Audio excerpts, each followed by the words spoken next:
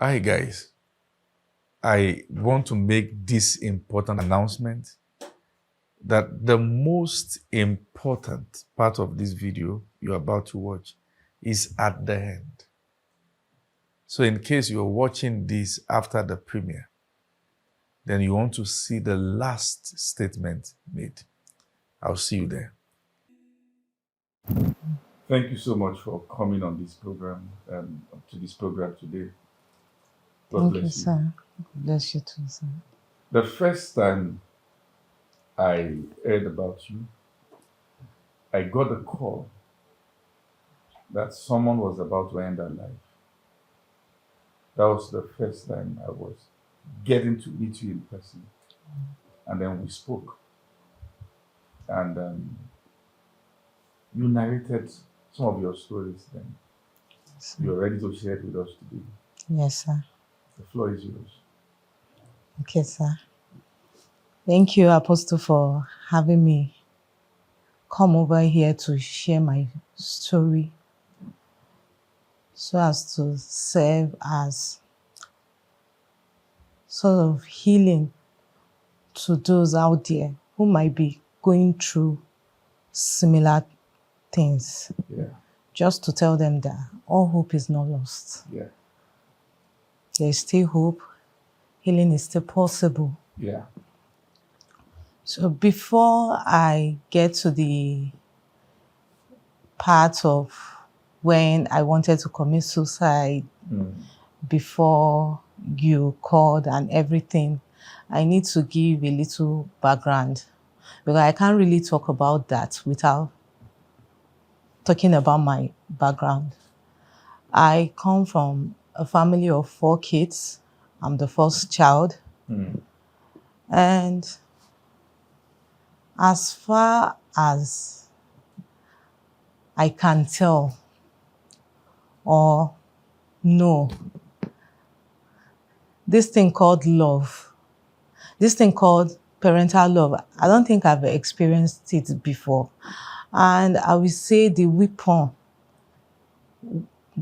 formed against anybody or that can be formed against anybody in this life, I think is coming from a dysfunctional background like mine.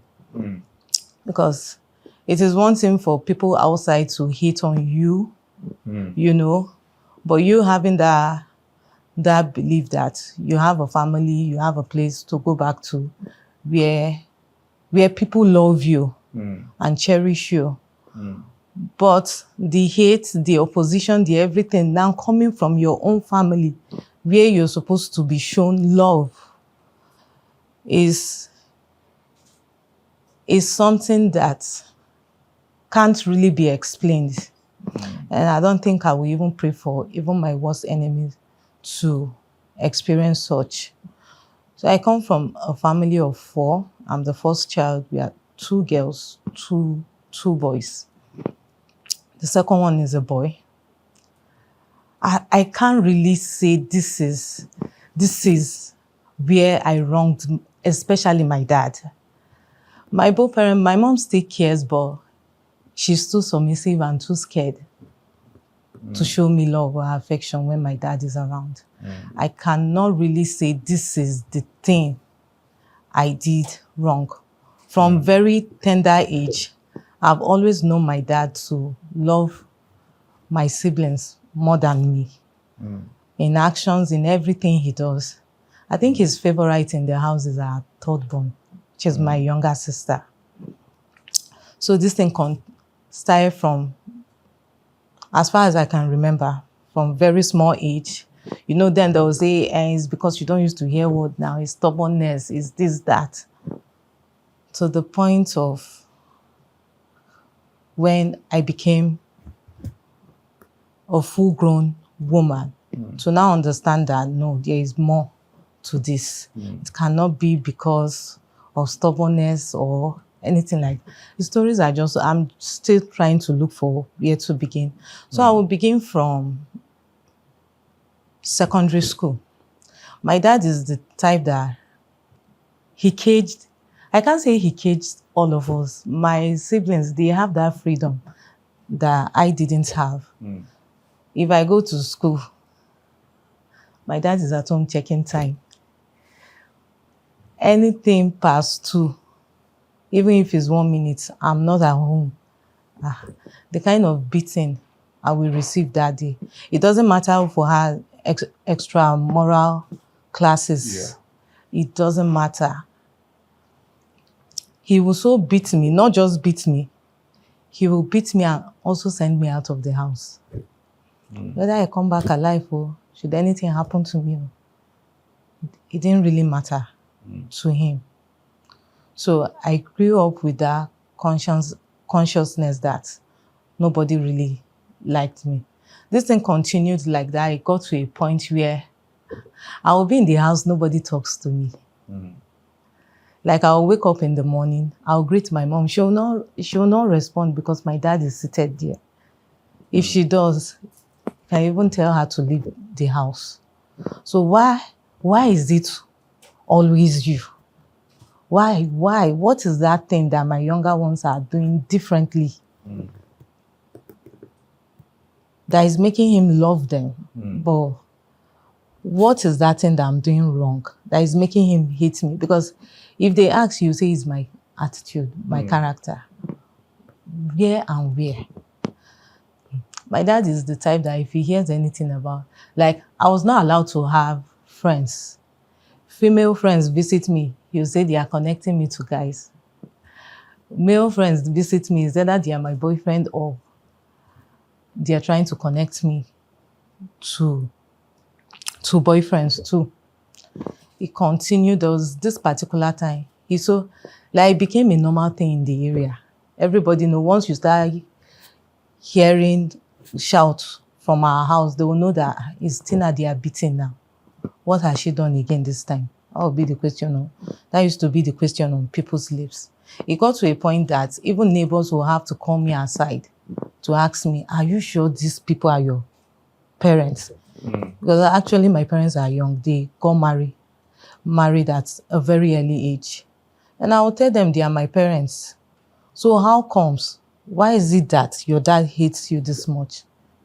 And I will tell them, I don't know. So it continued that way until I think my JS2. There was this particular day, he so beat me. He so beat me that he gave me another big, I think on this side, it has cleaned now, a very big mark on the face. And he cautioned my younger ones not to come close to me. There was no name he didn't call me, prostitute or this, that. And there's something that hurts me most in this life is when I'm not guilty of something and you accuse me of it. So it got so bad that even people in the area started telling their kids to stay far from me. Wow.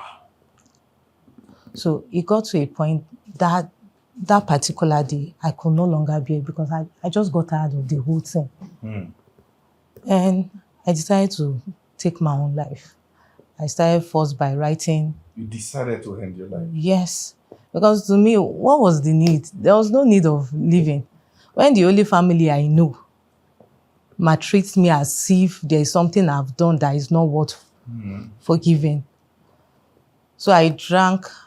Then my mom used to sell kerosene. It was at that time that my younger brother was admitted in the hospital. So I think I was the only one at home with my siblings. So the kind of kerosene I drank, I think I drank more than 1 liter, actually. Wow. Wrote down notes and told them that I was tired. Think it would be best for me to die and go and rest. I think somebody came to the house to come buy kerosene and the person saw me on the ground, shaking, jacking. That was when the person now called the attention of other neighbors and I was rushed to the hospital. That was how I was rescued. My dad got there and was like, why didn't you die? Huh? Yes. He said, why didn't you die? That the doctors should have allowed me to die. Why did they have to rescue me? So they even had to start talking to him. Why would you say that? My dad has told me severally that the day I will die, he will wear his best clothes. Yeah, he has told me that severally. not first time, nothing. So after that incident, he stopped me. Because another thing he used to do is, whenever there is issue like that, he will tell me no more school because I like school now. So that is the only way. He feels without education, I cannot amount to anything. So this thing continued to the point that my mom will sit with my younger one and be gisting, laughing. But the moment I come, even if I talk, they will not answer me because my dad is around.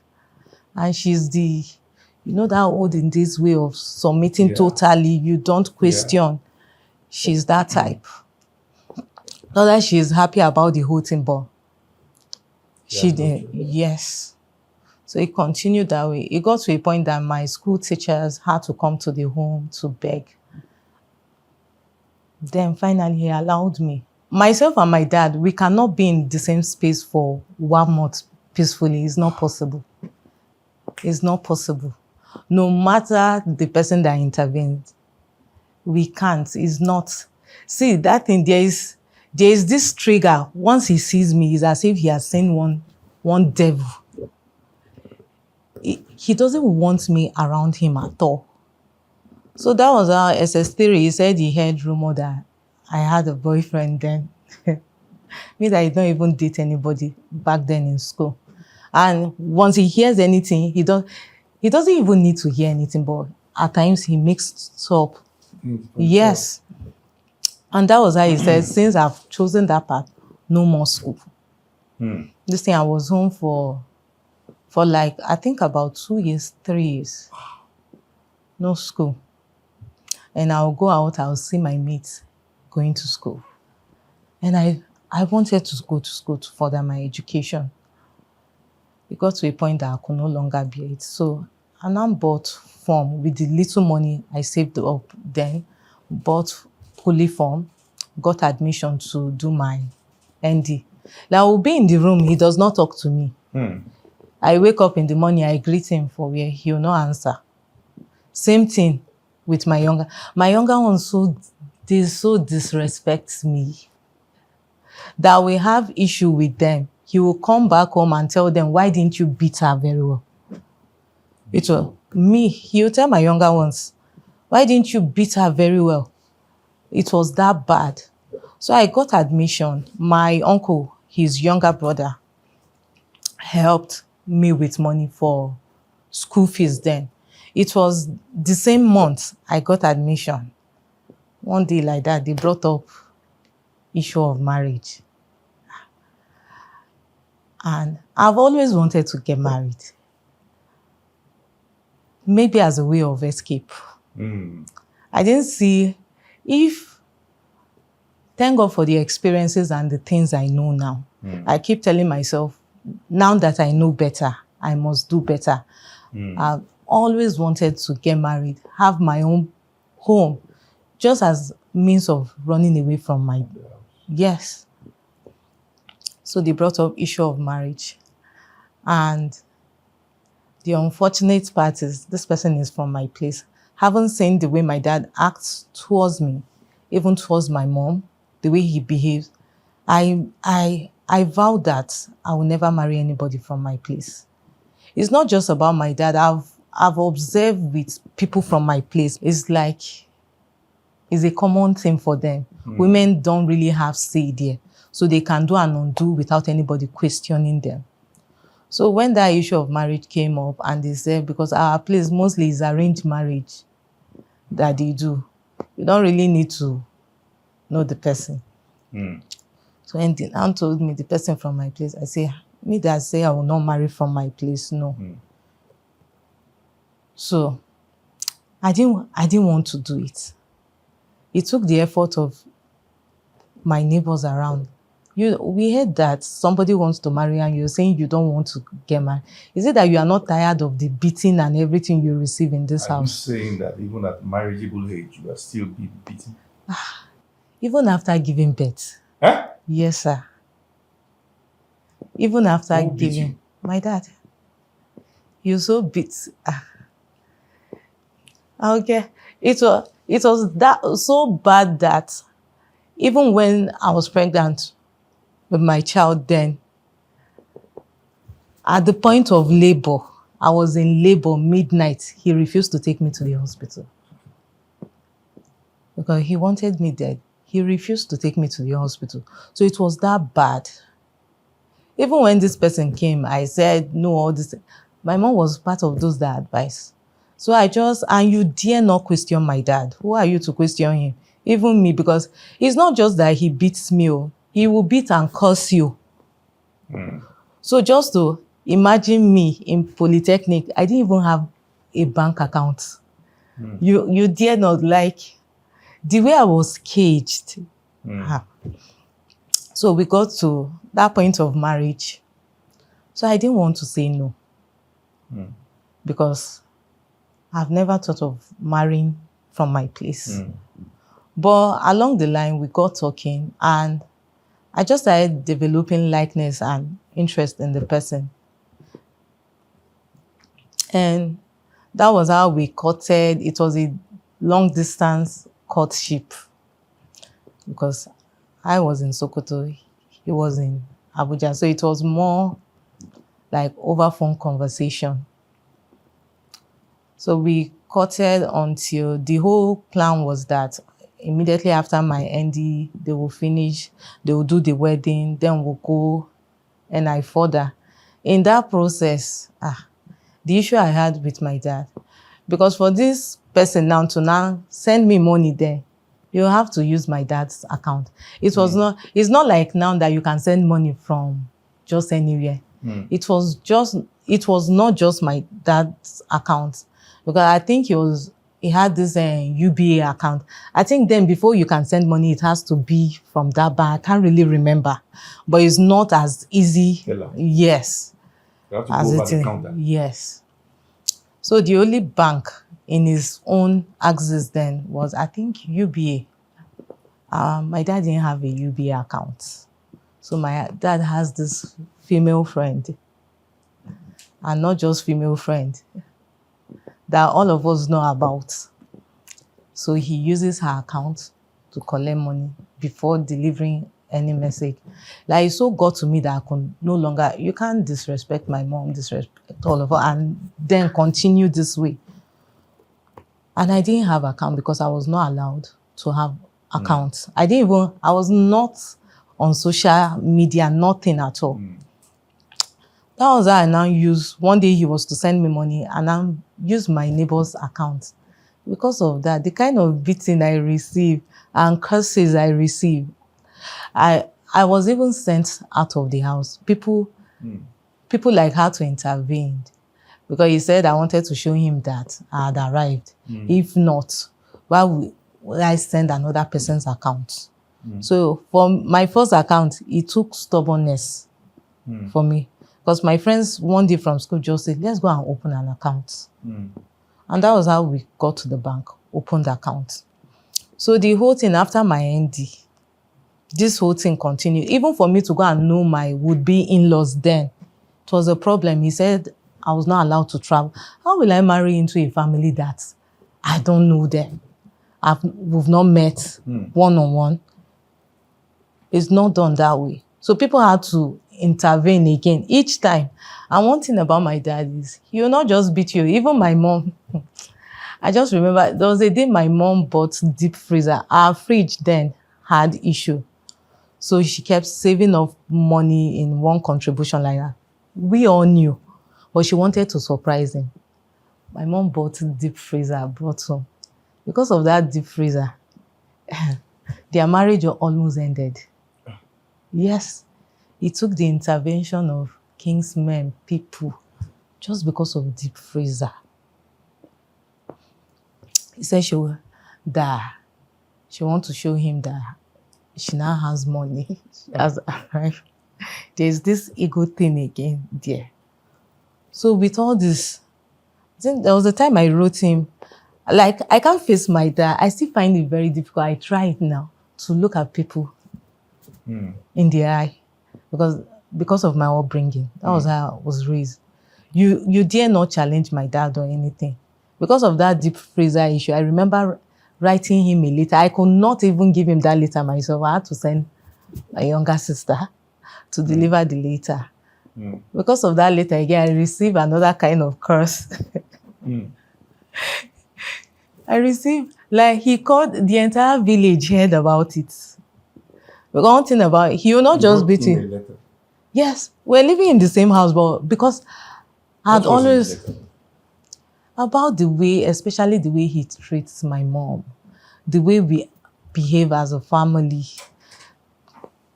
you know, how he's too aggressive towards us, especially me, and especially my mom, with everything they've been through, how he can be more loving, and he's a lover girl. He calls me a lover girl. That's why I want to be the one to teach him how to love. So because of that later he called the entire village to say I insulted him. We continued, we kept having issues. So finally, when they intervened, back to when I was supposed to go see my would-be in-laws then, people finally intervened. I was allowed to travel. I traveled, went, came back. The money I was gifted, I told my mom. My mom already told him.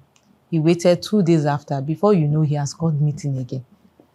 You could be in the house, just once you start seeing people coming in, just know that another issue has started. Yes.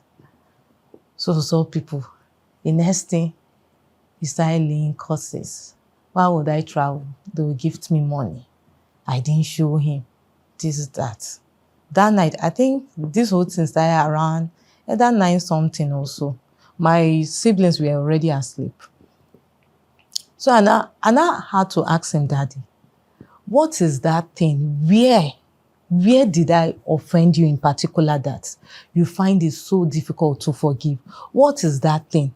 Because it's not as if we have this rapport or good relationship. Even when we want something, especially me, I will have to send my younger sister. I pass message across to my mom. My mom already told you. Because of that one, he got up and beat me. So my younger brother, which is our second born, they were all asleep. That one got up that day. That one went to challenge him. If this girl is not your daughter, tell us. What has she done this time? He said, is it because we've been keeping quiet every time? He now said, oh, so you two, you've grown now. You want to challenge me. He said, because of that, the same fate that befell her will befall you too. And I think my brother was in SS2 or SS3. The fate of not sending me to school. Yes. And the unfortunate thing is, we are different. I picked that as challenge. If I may say something at this point, there is something very terrible about patriarchal understanding in Africa. The idea of fatherhood,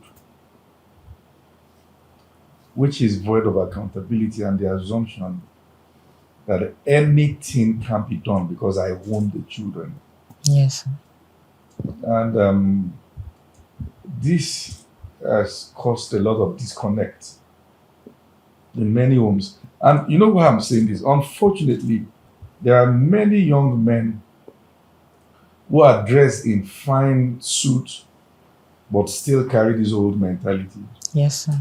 You know, that you can wake up suddenly and tell your children, I'm your father, I withdraw this, I withdraw that. And these things don't go away. Yes, sir. Now, if I may ask, I'd like you to run us through the effect of this background. Did it affect your marriage? I think it's part of the reason why my marriage actually crashed. I got married in 2014. 10 years ago. Yes, and the marriage crashed 2015. 1 year after. Yeah, it even crashed before then, but officially I filed for divorce 2015 because we tried to manage the whole thing. It's just my dad again. My dad played the major role in it. Sorry, come again. He played the major role in what? Yes. In what? In crashing the marriage. How? Okay. After we got married, Okay, I think about a month to when we're supposed to get married. My ex-husband came down to Sokoto for final arrangements. And before then, there's this attitude I began noticing about him. So then I had graduated and I just told myself, with everything safe, let me just further my education. This marriage I can do without it. Because it got to a point that any small thing my dad would threaten me with marriage. I would call off the marriage. So I said, the marriage is not even my life. So let me call it off. So he came to Sokoto for us to finalize plans. The wedding was just about 1 month away. Then, like I said, I can't stay in the same space with my dad for 1 month without issue. So we'll be in the house. His malice all through. Yeah. So we already had another issue before that guy came. So when he came, in the presence of my mom, he was eating. I just told him, I've told my parents already, I'm no longer interested in this marriage. Go get, because in our place, during introduction, there is money you drop just as part payment to show that, yes, somebody is already there. So I said, that one you paid, go and collect. This marriage, I can't marry. Wow. And if they want you to marry by force from the family, my younger sister is available. Why? That was because of some things I noticed. Even though the courtship was over phone, I noticed those things in his character. Then again, I sat after graduation and I told myself, why should I now rush because of my dad's attitude? I think my senses started coming back then. So I said, no, it's not as if this person is even that good because of the flaws and the things I noticed. So I decided to call it off and I told him that. And I think he left the house. He left, nobody heard from him again. He switched off his phones, nobody could reach him. So my mom had to call my dad. And I know as usual, and the next thing would be to beat me, then tell me, pack your things and leave. So me, I already arranged my things. I already know it's the normal pattern. He has sent me out of that house more than I can't count. There are nights that only me will just be on the road, lonely road, without no help, looking for where to sleep. The next day, my mom will have to go and look for me with other persons. Yeah. So I had already packed up my bag. I went to see my closest friend as at the time. I went to her place to tell her, I'm leaving Sokoto. She said, where to? I said, I don't know. She said, what do you mean by I don't know? She said, another problem at me, because my problem, is a normal thing in the area. They already know. I said, yes. She said, but your marriage is closed. I said, no, I can't. Let me leave. I know once he gets home now, it will be to beat me and tell me to go. She said, where are you going to? And honestly, aside from when I traveled to go see my in-laws, we don't even travel outside Sokoto. So there is no place I know, but I said, I will go. Let me go, I'm tired. So I went back home. I was surprised when I go home. I saw people in our compound. So many people. I was wondering what happened. My mom had collapsed. So they had to call my dad. She was rushed to the emergency unit of our teaching hospital in Sokoto that night. I went along with them. I slept in that emergency unit with her. I was just watching her as they were administering drugs to her. And I told her, is it because of this marriage of 18 that you now want to kill yourself? And she said the disgrace is too much, that people already know that I want to get married, that everybody had already prepared. I said, okay, if it's because of that, don't worry, I will marry. Because what was just ringing in my head is, what if my mom had died? What would people say? You killed your mother. Yes. So I just told her that night, I said, don't worry, I forgive everything. I will marry. That was what I told her. And that was how we did the whole a day to the marriage. The wedding. Yes, to the wedding. My uncles, my aunties, all our relatives had traveled down to Sokoto. I was still not in talking terms with my dad. We're still not talking. So that day, they now organized meeting and now called me that, and Tina, come and kneel here and apologize. And I always do. Like I can't count the number of times I've kneeled before my dad to apologize. So that day, I had to now tell them, apologize for what exactly? Did I force them to give birth to me? At least if I'm apologizing, let me know what I'm apologizing for. Yeah. He does not like me. What else do I need to do? Then I say, for me to go to a husband's house with blessings, all this. So it got to a point that I even got angry. I said, if it's the marriage, you people should even get married. After all, I'm not even interested. So I was going, they had to hold me back. They say, okay, we should just leave the matter. No problem. The next day was the wedding day in church. My dad and I were dancing, but we're not on talking terms. It was just show off. I was even surprised. Like people were even coming to the house before them to say, hope this man will not scatter the whole wedding day. Not knowing that he didn't scatter it because he was happy that I was leaving his house. Yes. I was a bit relieved. You were dancing and happy because you were leaving his house. I hit to, yes. So it was, I didn't know that. So after the wedding day, I think we were supposed to go back to leave Sokoto the next day. That was after Thanksgiving. We were in the hotel room where we lodged when I got a call from my in-laws. My mother-in-law was the first to say, what exactly did you do to your dad that makes him hate you so much? And I say, I don't understand. That was when I now realized that according to our culture, there are things that your dad is supposed to buy, like palm oil, food stuff. As you're getting married, going to your husband, that is supposed to be his own contribution. I think for like the first few months of your marriage, you're not supposed to buy anything food stuff. That is his own role. The other part, which has to do with kitchen utensils, everything, that one my mom covered up for that area. I didn't have any idea about that part. If not, I would have actually done it myself. I didn't know. So they called, only for them to get that there is nothing on ground. So when my uncle, which is my dad's younger brother, heard about it, he had to quickly call my in-laws to tell them that it's not as if they didn't buy you, that it is because of the stress of and the cost of transporting them from Sokoto that they actually bought, but they are in his house in Abuja. He lied, actually. I think I'm his favorite. My uncle is one of the persons that used to love me. I can't say love me anymore because of my dad.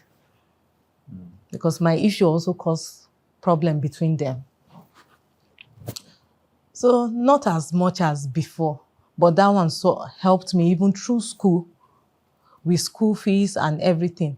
So it was that after that phone call, he sent money to his wife in Abuja to go to the market and get, and she got all those things.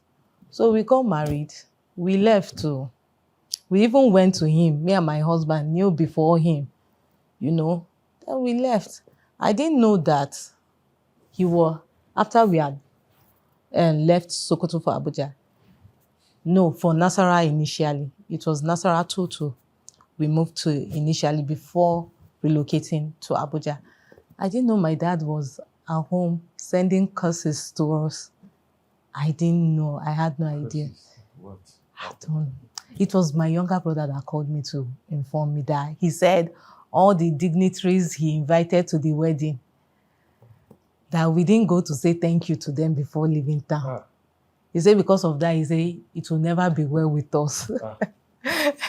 that marriage will suffer pain. And when my brother was telling me, I was even surprised. I said, but being my dad now, I know the kind of person he is.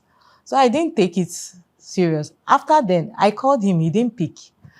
My ex-husband called, he didn't pick. So he was not picking our calls. We got tired of calling and we stopped calling. So a few months, I think, was it 1 month or 2 months into the marriage, I had serious issue with, he was living with 2 of his siblings, his younger brother. Who is before. That was my ex-husband. in Before. the same house? Yes, before we got married. What was I the didn't. capacity of the house? Room and parlor. No. How many rooms? Just one. One room, one And parlor. yes. Just one bedroom. And he had how many people living there? And then 2 persons living with him. So I knew about that before the marriage, but I didn't know. I thought he had made plans. For them. Yes, for them. It was after the whole thing I got there. He was now telling me that he has plans to go and get a place for his brothers. So not just as a good wife, because I grew up seeing my dad's younger ones live with us peaceful, and they lived peacefully with my mom. So I now told him, if you know you had this intention of getting them a place, why didn't you do that before the wedding? Now it will look as if I'm the ones, yes, sending your brothers away. So I told him to leave them, that will manage. And I didn't know that manage. I didn't know what I signed up for was something terrible. I could be watching the TV like this. They will just come, collect remote and change it. If I talk, they'll tell me it's their brother's house. Yes, it was that bad. I'll be cooking. They too. I go back to the kitchen. They'll drop my pot, put their own on fire. If I talk, it's our brother's house. So I was wondering. It got to a point that I had to vent to their elder brother. And we started having issues because of that.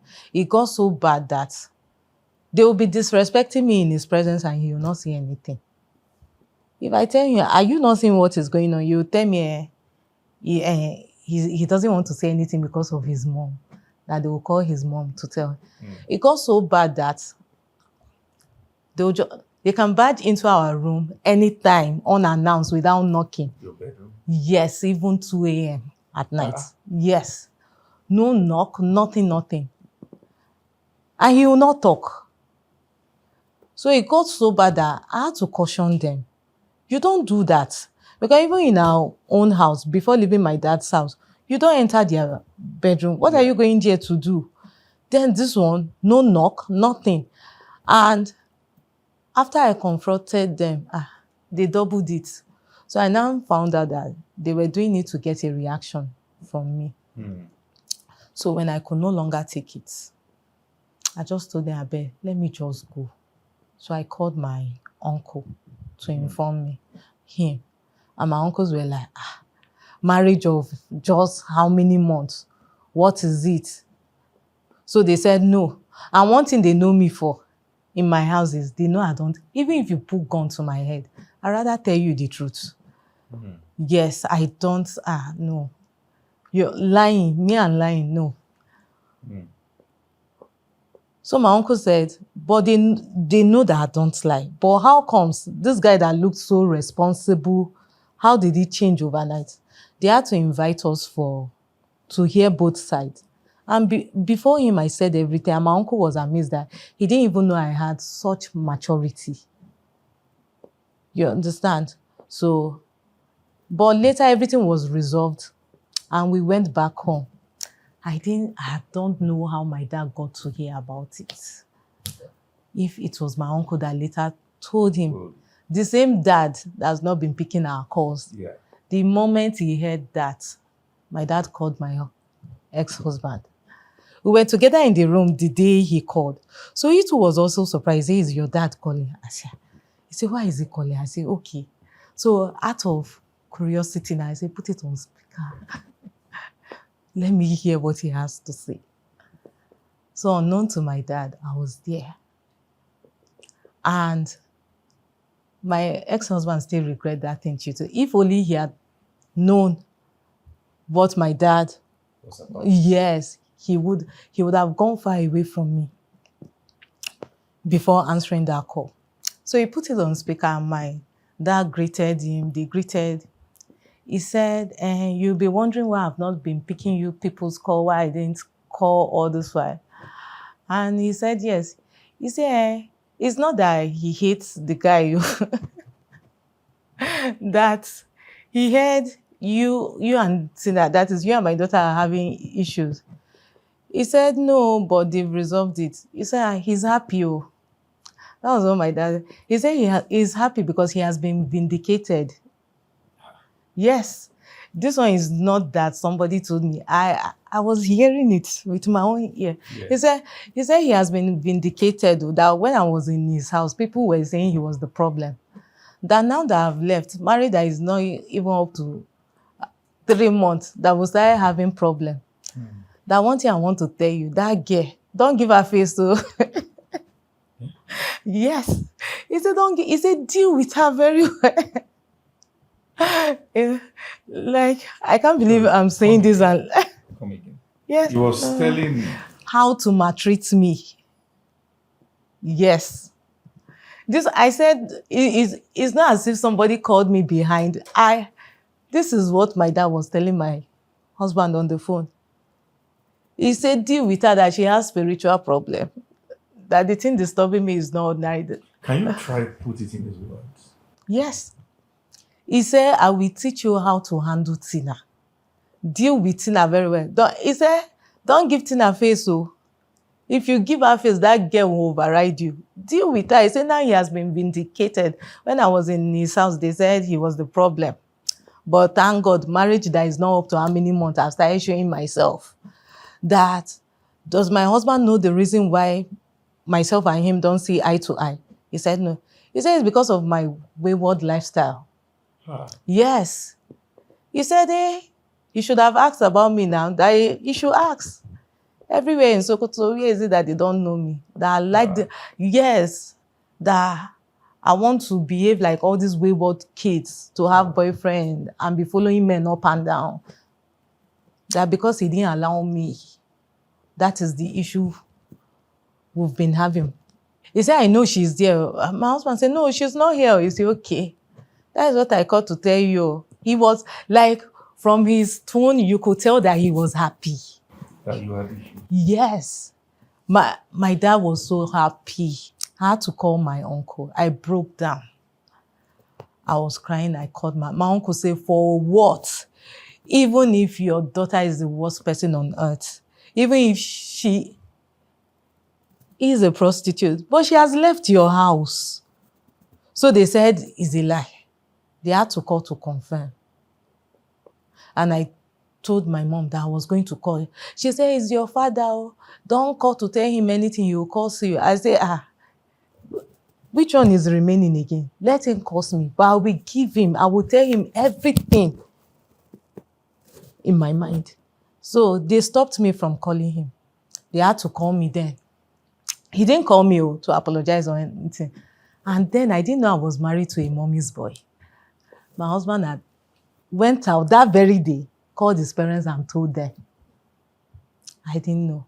Like, the issue between me, his brothers, and him continued. All the money in my account finished. Because after marriage, we were barely managing to survive. If I may ask, that one phone call from your dad. Yes, sir.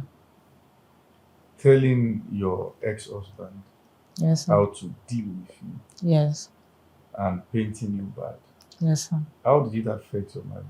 Did it affect your marriage? Of course. That was the genesis of the main thing. Because before then, even when we have issues, there was nothing like beating. So he started beating me after that call. And you tell me after all, thank God your dad has taught me how to deal with you. Like, I was in that marriage for months. I didn't take in, I didn't conceive.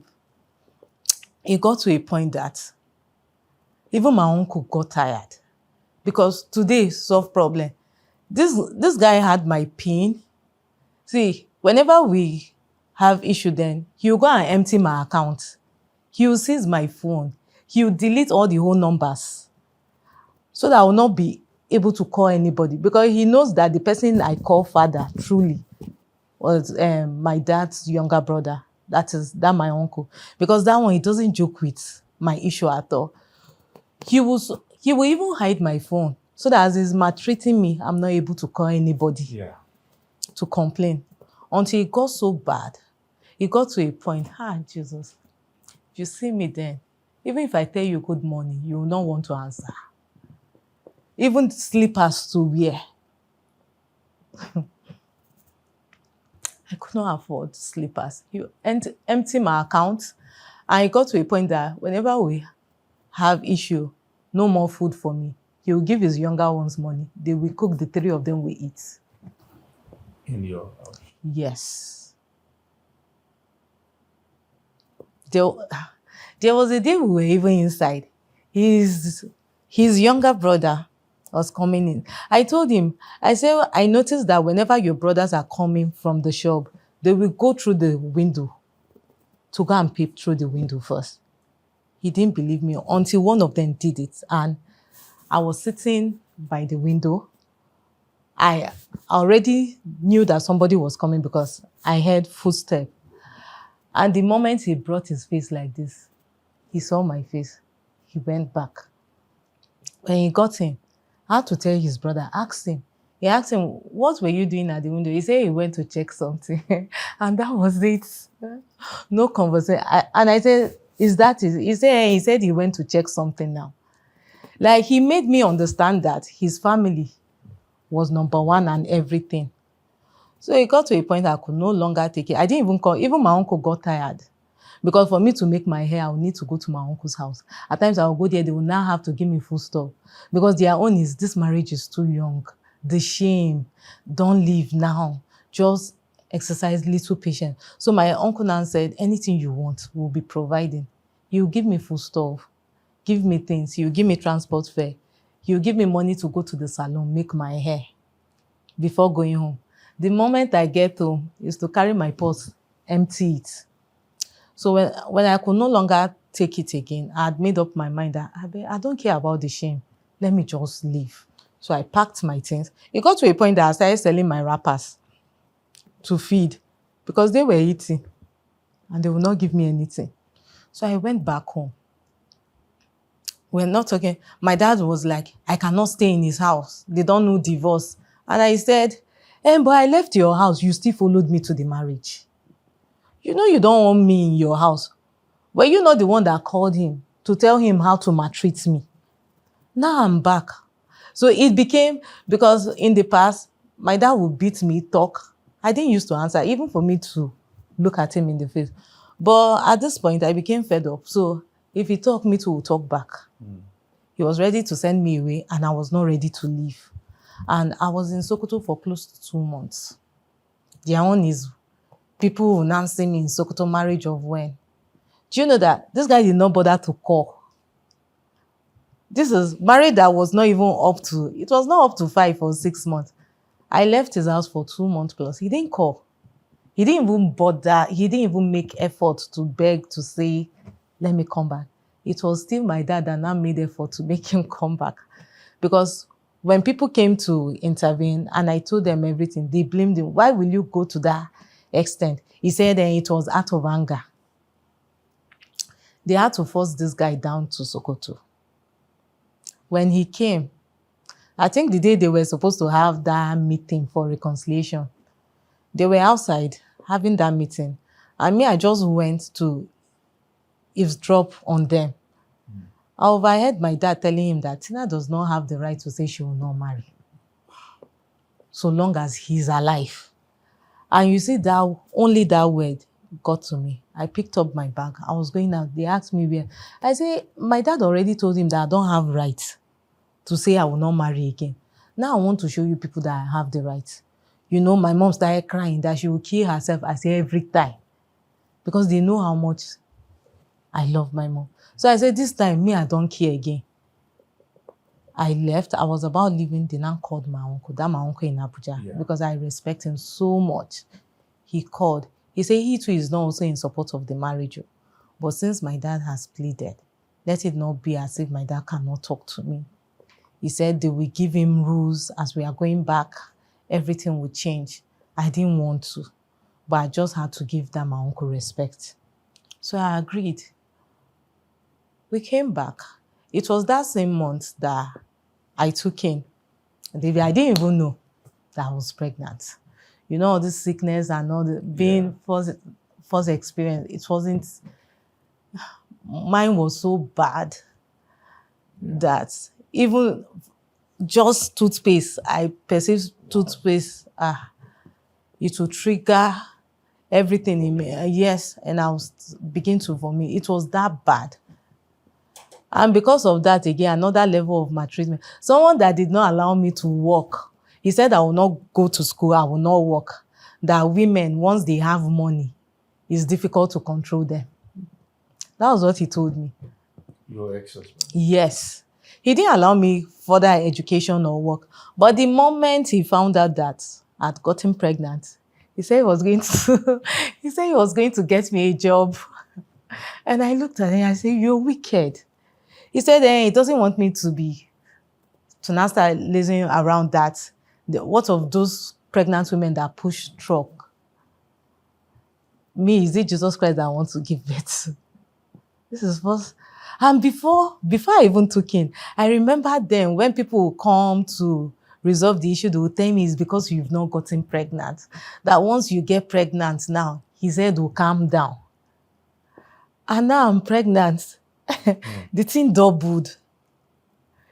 There was not, I could wake up in the night and I would say, please, I want to take malt.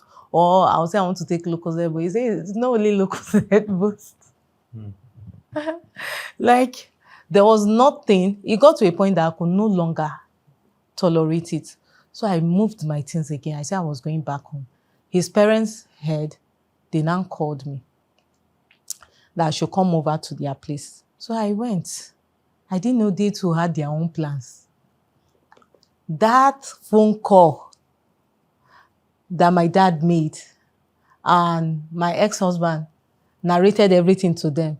I didn't know they too were waiting for the day I would visit so that they too would do their own.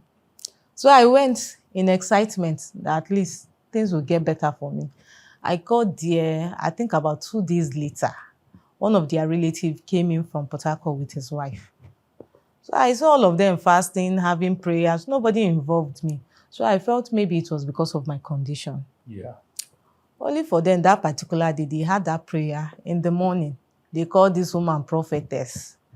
They were busy praying, and me, I was outside because I was outside with, I think, their last born, yes. The kind of food I said I wanted to eat, that one was helping me to make. All of a sudden, the woman said they should call me. And I went in. Before my in-laws and all relatives, this prophetess said, she said I belong to a kingdom that I've sold the soul of my husband to them in the kingdom for him to be killed through accident. And before then, I remember that because my ex-husband is a businessman. Up to now, he's still a businessman. So you'll be going for business trips. He will not tell me. Then we're still living in Nasara. You'll be going to Aba or Onitsha to get goods. You'll tell me he's going to Kefi that is coming. If I don't see him again and I call, you'll tell me something happened that made him not to return that day. Not knowing that he actually traveled. There was a day I went to his shop and someone asked me, what of Ghana? I said he went to Kefi. So the sales boy now said, no, he traveled. Traveled to where he said about to go buy goods. And that thing has been happening for like a very long time until the day this boy made this statement. So I waited for him. He got home. And I told him, so you traveled? He said, yes. Why did you then lie to me you were going to Kefi? He said, witch like you. Yes, that was what he told me. He said for him to tell me that he's traveling so that I'll not attack him on the way. So I didn't really read meaning to that until when this prophetess made same statement. She said, you're a witch. You belong to a kingdom. You've sold the soul of your husband to that kingdom for him to be killed. That I have the spirit of cat. I used to turn to cat. That my ex-husband would have died if not for the prayers of his parents that have been keeping him. She said I should confess and accept deliverance. I said confess and like I was shocked. I could not talk. And you were pregnant? Yes. I think I was barely 2 months or 3 months then, my first trimester. She said, better accept deliverance. Now, if not, I give you how many days, what will happen to you? Are you ready for deliverance? And I told her that you are a fake prophetess. If you were real, you would have known that I do not belong to any kingdom. You can't accuse me of such. So my mother-in-law now said, hey, you don't talk to a prophetess like that. So that you don't talk to people of God like that. All this. I could no longer take it again. So she now said, she gave me, I think 10 days or 5 days, what will befall me. So I told her it will befall her children. I said, whatever you wish me, it go back to your children. So I went outside. I cried from that morning till evening. They were busy praying, and they were casting. They were casting me. Oh. Yes. They were inside the room. I was inside the compound. I cried from morning till evening. It was only my father-in-law that was now in the house then because he had gone to market for his sales. When he got back in the evening, he said, how comes people are praying inside, you are outside? I said, they told me to leave that I'm a witch. He said, who said that? And I told him, the prophetess. So when they finished, she was going. She now said, auntie, bye-bye. I say, witch, bye-bye. So all of them, how dare you insult a woman of God? I say, which prophetess of doom?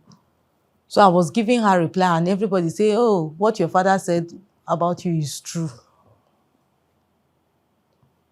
I cried. I didn't eat that day. I didn't taste food, even water. The next day, same thing. They came, they talk. I said, I will not eat. You people have 2 options. You either give me money to go back to my father's house. Now that I've confirmed that truly I'm a witch, I either go back to my father's house or I die here with this pregnancy.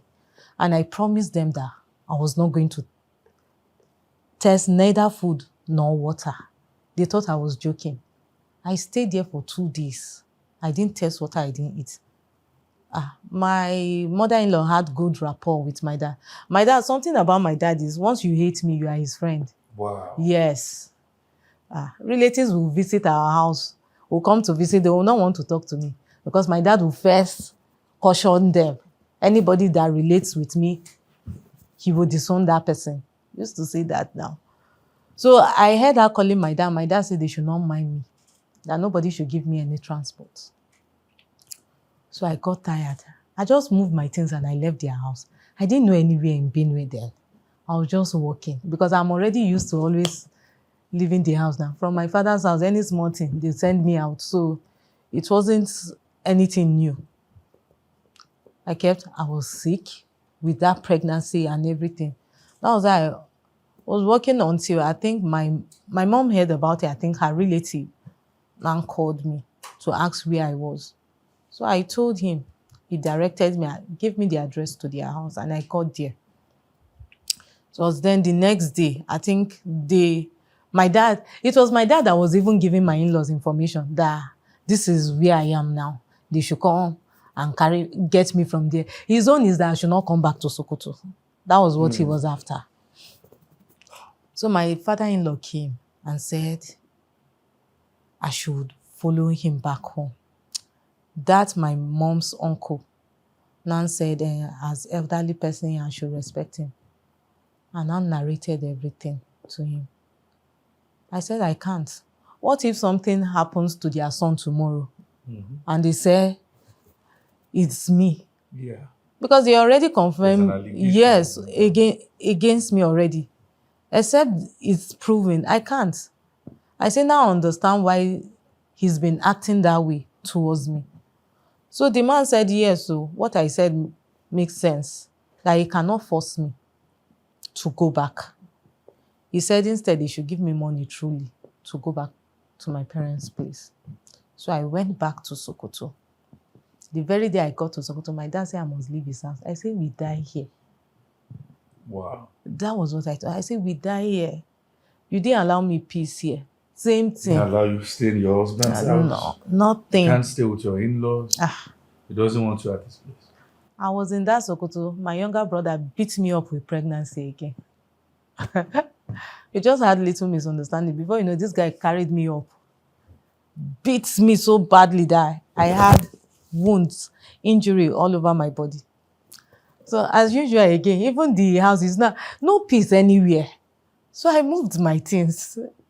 And with the pregnancy hormones and everything, I moved my things again. I called one of my ND mates if I could come stay with her. No, before I moved my things, what really made me move my things? When my dad now, people were like, a pregnant woman, how dare you?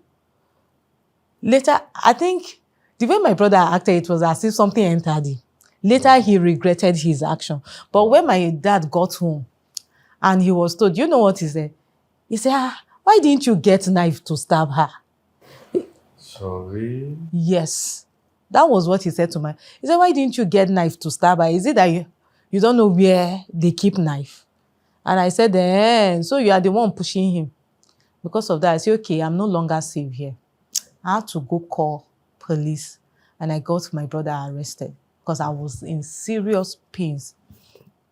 As we were going to the station, my dad told my mom, oh yeah, get into the car. Let's go. That is for my mom to go and bear false witness against me. And she followed. She was crying, but she followed.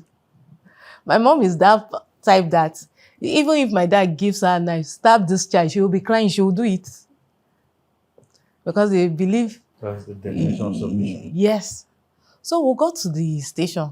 The way my dad was talking, they now told him that, Oga, you have to calm down because if we are to handle this matter, this woman here is pregnant and see bruises all over her body. What if something happens to her or the child? This boy has no right, number one, his elder sister, a married woman and a pregnant woman, to raise his hand on her because he was trying to defend my brother. Yeah. So they had to caution him. So the police people had to tell me to let go. I said, no, I already let go because my brother already apologized, but it was because of what my dad said. Yes. Let's fast track this a bit to some things you said about black tax. Yes. You heard my teaching on black tax. Yes, sir. And that brought you into something. Yes, sir. Can you run us through that? I was in that house till the day I entered labor, yes, and I gave birth. Labor started midnight. My dad did not take me to the hospital. Actually, his plan was for me to die. It was neighbors and people that took me to hospital. We got back home. He didn't even touch the baby. He didn't come close to us. Some days later, my younger sister did something and I corrected her. He sent both me and the newborn baby out of his house. Yes. It was, this David you are saying, he has seen something. It was a neighbor that gave us a place to stay. Wow. I gave birth. I was in my parents' house. I gave birth for 3 weeks. My dad did not touch baby. Neither did he talk to me. The father of the child too did not come to see his child. Wow. For 3 weeks plus. People had to even start asking, what is happening? Thank God I was not pregnant before marriage, or I didn't get pregnant at all. Well, they would have said, okay, is your yeye waka. This one was legally married. He didn't even bother to call.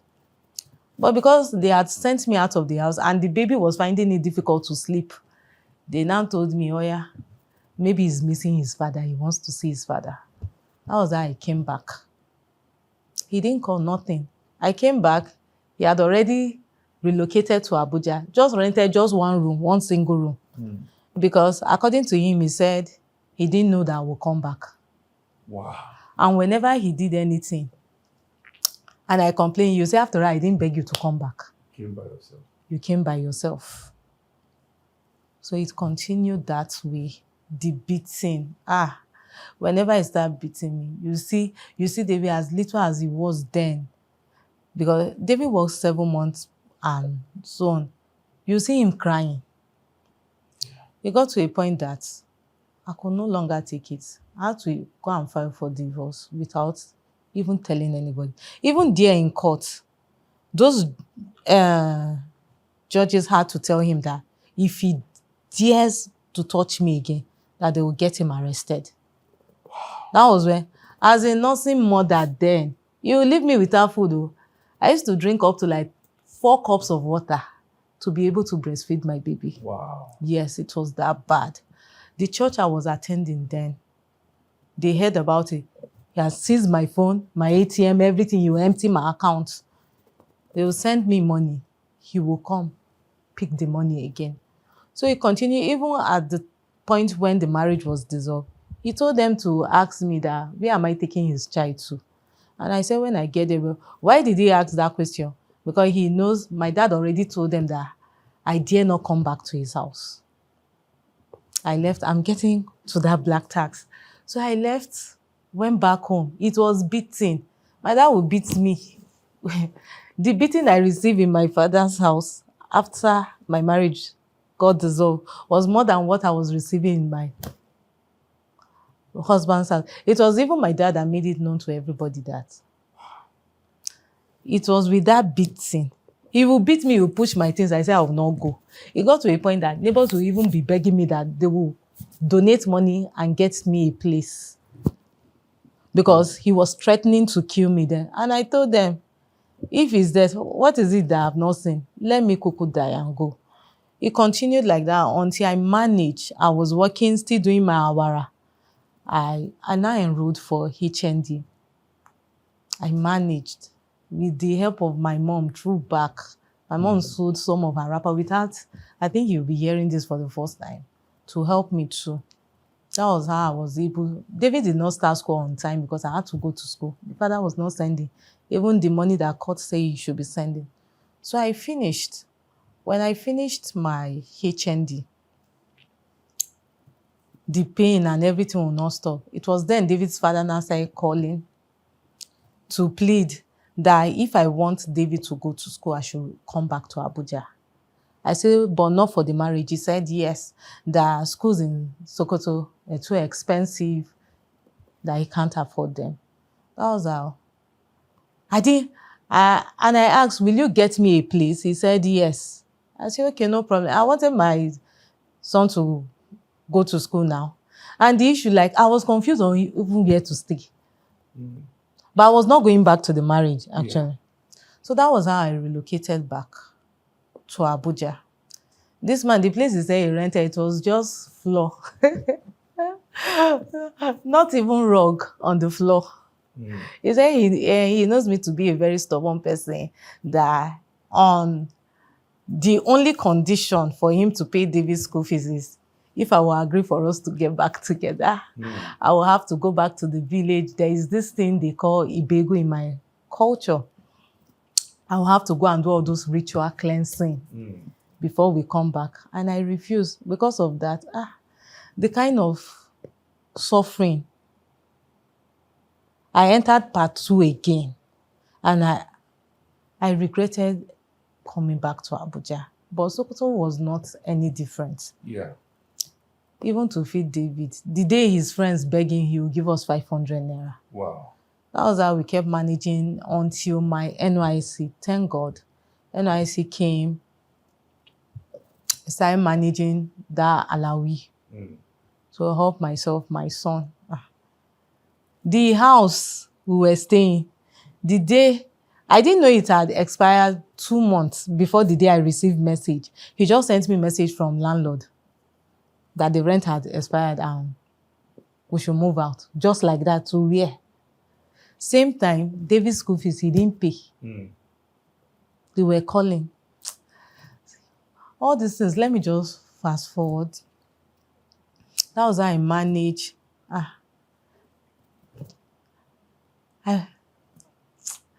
think my life is a movie. There are things that I need to leave out just to meet up with time. So I finished for I think that a year plus or so in Abuja here. Nobody ever called me. My mom did not even dial my number. My dad did not. Nobody. So after our passing out, I think we were paid double alawi that period. That was when it was increased to 30 or 33.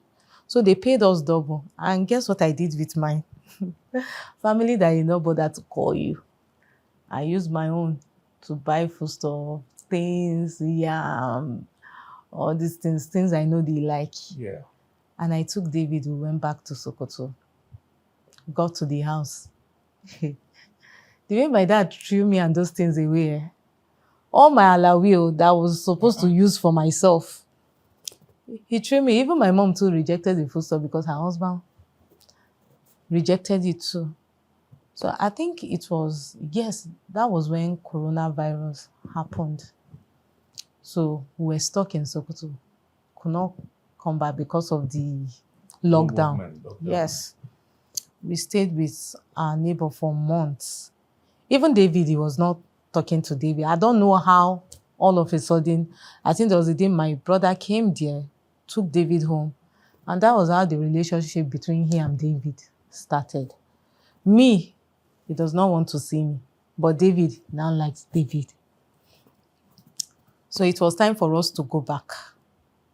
David didn't want to go. And he too didn't want me to go with David.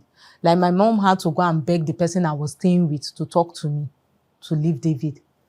That the man is, my dad is fond of David, they should leave David. And I refused. I said, you can't hate me and like my child. So that was how they pleaded with me. I left David there. It was difficult for me because myself and my son, we had never separated for even 2 days before then. But I had to do it to see. Because everything people would tell me, maybe this one, his mind will calm down. Came back to Abuja. I will work. Because even financially, he wasn't doing well financially like before. Your dad? Yes, everything, like he fell from grace to grass, just to summarize his financial situation then. So whenever I want to eat, I will first remember, I would just want to eat. That thing would tell me, have they eaten at home?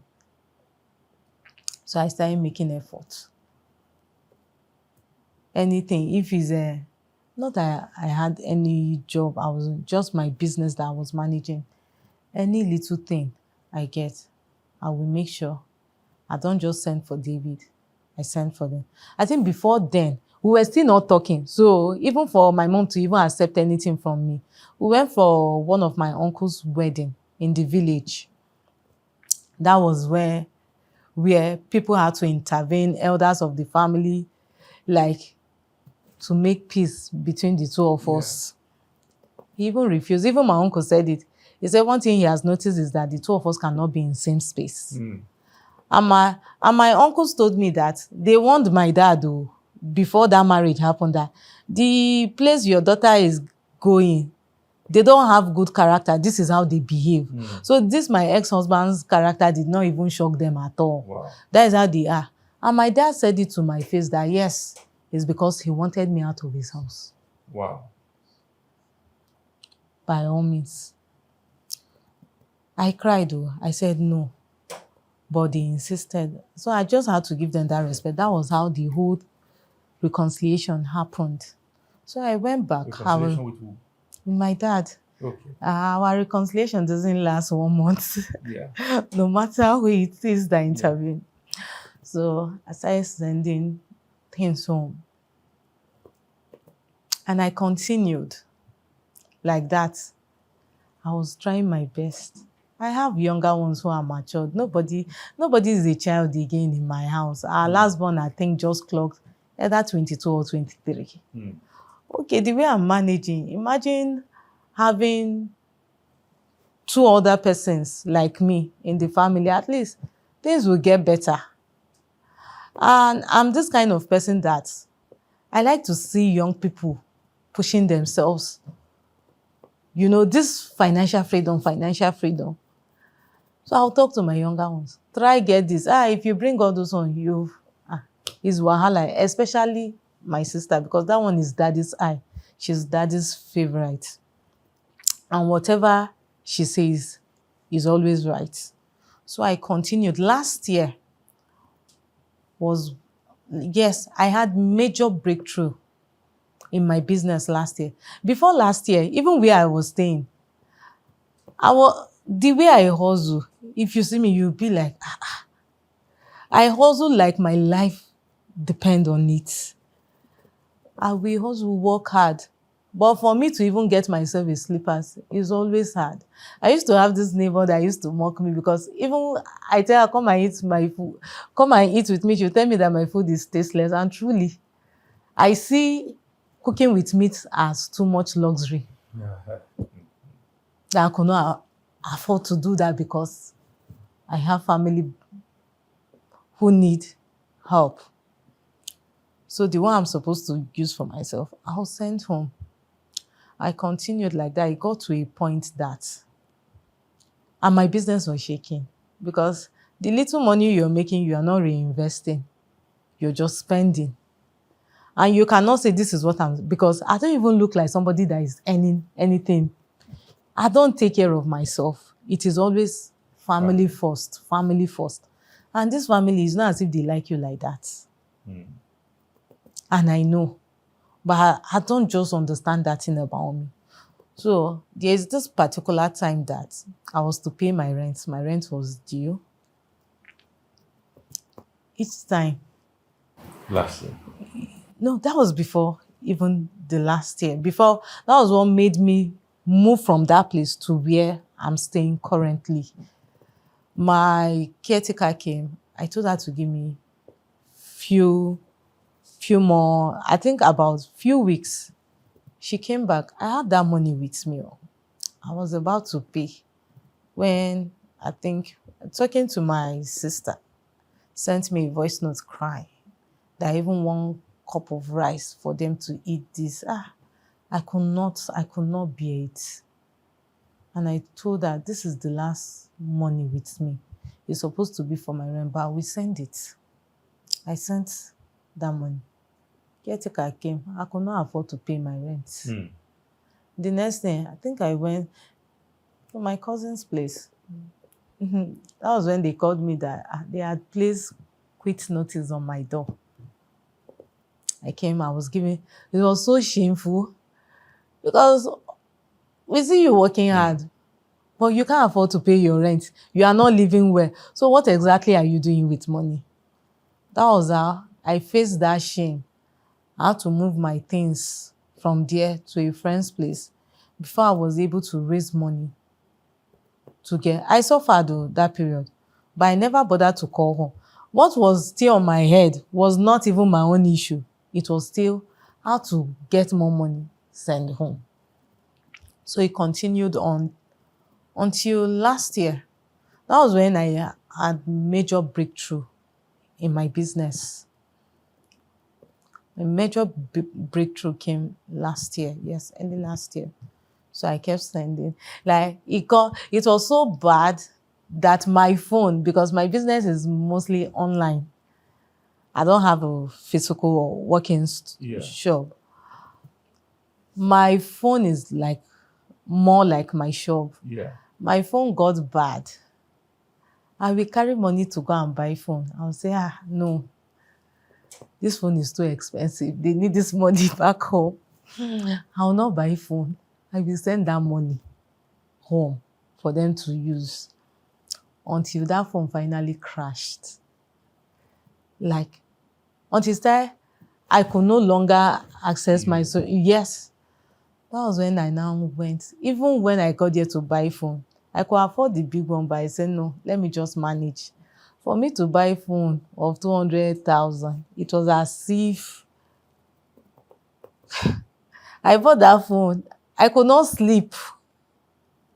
That guilt. I was just feeling that guilt. This money could have been used for rice at home or something else. I managed. I even felt sick. It made me sick. Until I now traveled home. Because before they have been talking about David coming back, they will say no. So I went home and I went with money, actually. Aside the ones I've been sending and everything. When I got home, I discovered truly no food or nothing. The first thing I did was to go to the market, stock up the house with foodstuff and everything. Yeah. Then my business was already feeling the heat, Yeah. but I still managed. Do you know that it's that bad that even when I visit, one neighbors will be telling me instead of welcome is, when are you going back? Wow. Because they know if I stay 5 days in that house, there will be problem.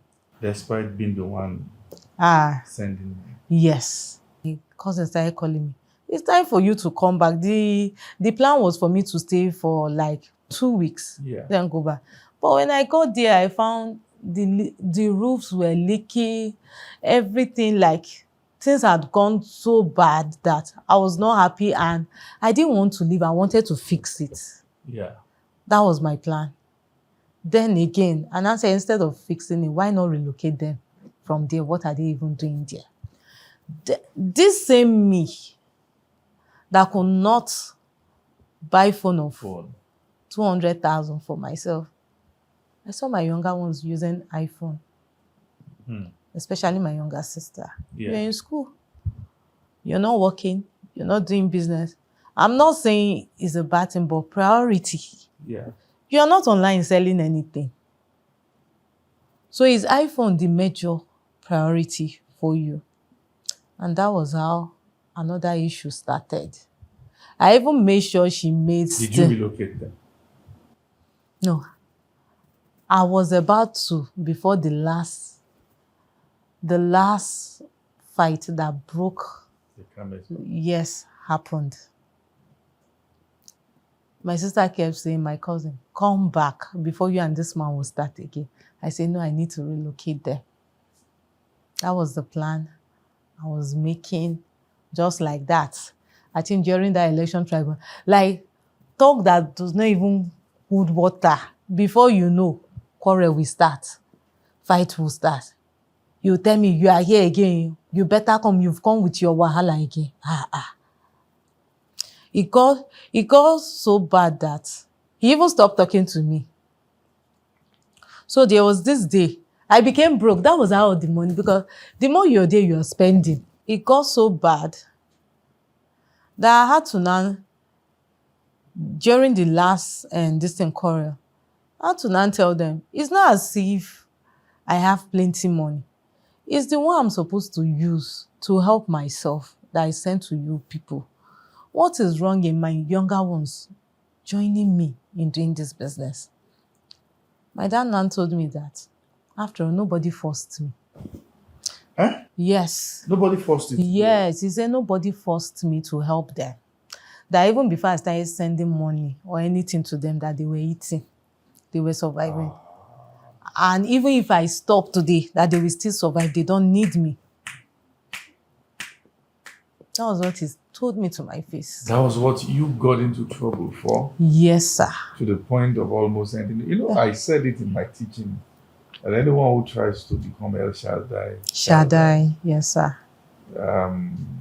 it is an unfortunate African trend, and that's why it's called black tax. Yes, sir. It's a tax that almost everyone meets on ground. And somehow it's difficult to build transgenerational wealth because you meet problems on ground that you didn't create. It's an unfortunate thing. I want to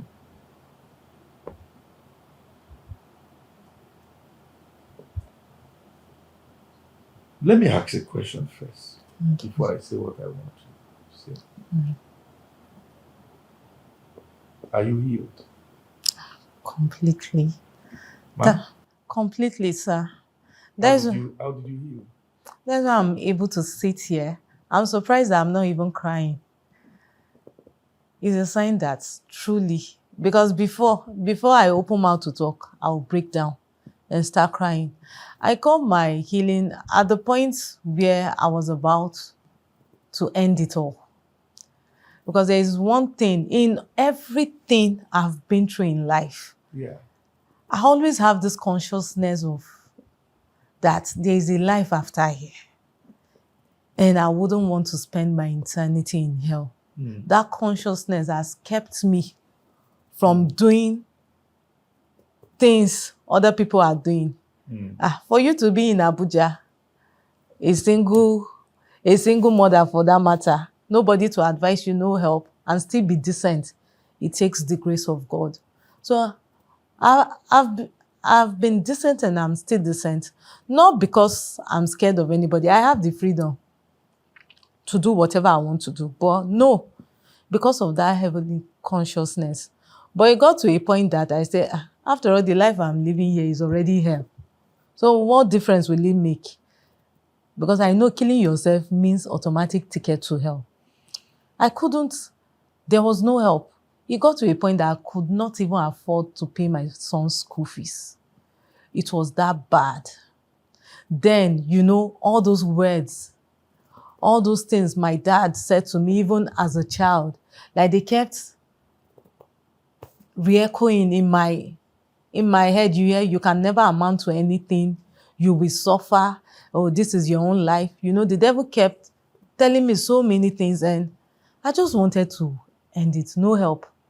As I am today, my father has not called me to say Happy New Year. Neither has my mother called me to say Happy New Year. Yes. And if I can stay like this for the next 20 years, nobody cares. Nobody. So, I just said, let me end it all. Let me end it all. So that thing, like, I didn't know that to stay alive became like a struggle. I was struggling because it was so intense. That urge to just take my life and leave, it was much. Every time I come online, I even started entering people's DM. Then again, I'll look at my son. This boy has a very bright future. Yeah. Why take him along with me? Now, if I kill myself, who will now take care of this child?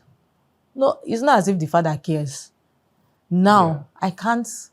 I can't trust my family to do that for me. So I started looking for who will help me, who will adopt my son. I was in people's DM, like I'll chat people up, the one that will respond. Like I kept posting on my status. It was clear that these were suicidal thoughts. It was clear, but people will view my status and go mute. I was just posting things to see if maybe somebody will reach out just to help me. I was struggling with staying alive. I didn't know it was that bad. I didn't know that because I had fallen into depression. Yeah. So there was nothing you tell me that will make me. I just wanted to end it all. How do you explain this? No peace. Father house, same thing. Marriage, same thing. Only you. Everywhere you go. So I tried. Until I came across your teaching on black tax. I didn't even know, before then I didn't know anything about black tax. I've not heard anything about black tax before. And I listened to it. It was as if you were talking to me. I said, this thing is addressing my situation. Then I didn't even know the church was in Abuja. I thought it was in Ibadan. I will come online again. I will see another one. See, until I think I've forgotten how I got to know that the church is in Abuja. I just carried my son. I said, we are coming to this church. That was how we located Sphere of Life, Abuja. And I attended that first service. I went back home. I will attend service, so hear the preaching. Then I thank God for that preaching of black tax. But again, the damage had already been done. So how do I get out of it and get my life back? So that one again, another struggle. I was battling, I made SLC my home. I joined. I immediately joined service unit. Yeah. I'll be in the service. They will be preaching. You see me always smiling. But I was still having suicidal thoughts. The moment I get home, that thing, the urge will just, yes. Oh yeah, end it all. It was a battle until, and nobody knew because I didn't share it. I didn't say anything. I remember, yes, that was when I made that attempt. And you called that phone call. I remember, yes, you invited me over, you gifted us. Nobody is ever there I'm always there for my family, for people, but nobody ever does anything for me. You're the first person that gifted me. So I kept coming. I was troubled. At times it will be like remain in church because it is once I enter my house, the urge doubles until this particular Sunday. I didn't even want to come to church. At some point, I stopped coming to church because, yes, because it was as if you're going to church. How can you be under such ministration, yet you're still having this suicidal? So I concluded that truly maybe something was wrong with me. So I just kept coming. I kept coming until that day. That week, the urge was, I almost took my own life that night. I think that was that Saturday night. It was, yes. So Sunday, I dressed up, came to church, as usual. And the thought was, the moment I get home, we'll end it all. And then I had already concluded, since nobody to adopt my child now, we'll go together. While living to suffer same fate. So I had already made up my mind. I came to church. I think that was the Sunday you preached on. Was it trauma? I think it was trauma. I can't really remember that topic that day. It was as if you were talking to me. Everything you were saying, like, I just felt this heavy burden being lifted off me. Right there, I was just crying. I don't know. That was how depression, everything died. Praise God. Hallelujah, sir. Now thinking about it, it was really more than that. Because even if I had paid up the debt then, the peace, happiness, it was not there. I was already depressed and traumatized from Sokoto. So that was how I received my healing, and without laying of hands, just being under your ministration. And I want to use this as an avenue to tell people out there, it doesn't matter what you're going through. It doesn't matter. Church is where you should be. Just keep attending church service. Just keep going to church. It doesn't matter how long you've been battling that situation. The day your own appointed time comes, you will receive your own word. Imagine if I had missed Sunday service, Daddy. I'm sure by now I would have ended it all. So I received my healing, everything totally. And I came to give testimony. I didn't know Apostle had other plans. Okay. Wow. Let me say this to you. I've heard testimonies. Yes, sir. But whenever I look at you, I always say to God that if she is the only reason you send me to Abuja, you've done well. Thank you, sir. You've come a long way. You Sir. absolutely don't look like anything you've been through. I mean, what the you I'm seeing now and the you I saw at first, Yes, sir. totally world apart. Yes, sir. Such a joy to see you living in freedom. Your life has displayed the fact that we can win. Yes, sir. We can triumph. We can win. Yes, sir. We can win. Yes, sir. We can win. And I want to Yes, sir. thank you for sharing your story with us. It Thank you, takes sir. loads of vulnerability to do this. Yes, And I want to trust God that if there's anyone who is going through something similar, you come to the awareness of the fact that, hold on a minute, there is light ahead of the tunnel. Yes, sir. You don't have to take your own life. You've been good to people and they turned their back on you, took your good heart or you feel hated everywhere you turn, just hold on. God is coming through for you. If He did it for her, He can do it for you.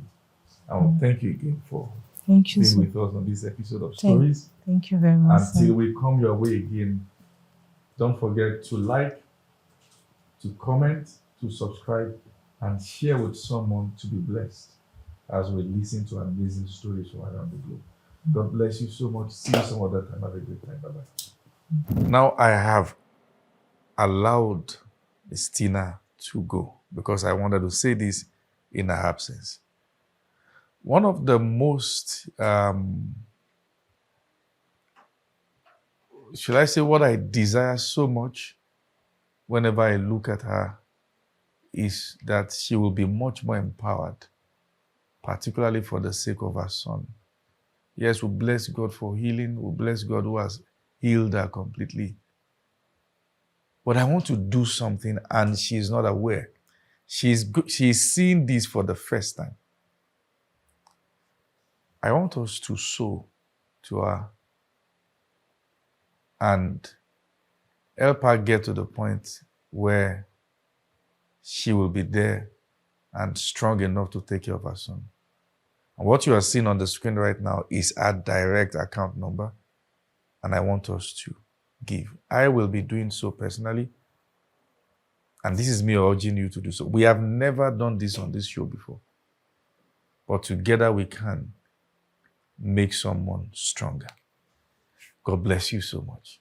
Keep watching Stories.